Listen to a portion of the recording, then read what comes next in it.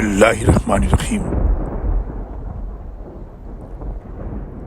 कुछ अरसे बाद यूसुफ के भाई मिस्र आए, यूसुफ के पास हाजिर हुए। यूसुफ ने तो उन्हें पहचान लिया, मगर वो उन्हें पहचान न सके।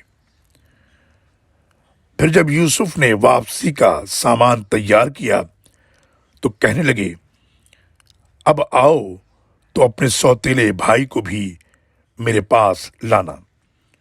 तुम देखते नहीं कि मैं माप पूरा देता हूं और एक अच्छा मेहमान नवाज हूं। और अगर तुम उसे ना लाए तो फिर मेरे पास न तुम्हारे लिए गल्ला है और ना ही मेरे पास आना। वो कहने लगे, हम उसके वालिद को इस पर आमादा करेंगे और ये काम करके रहेंगे। सूरह यूसुफ आयत नंबर 58 से 61 तक।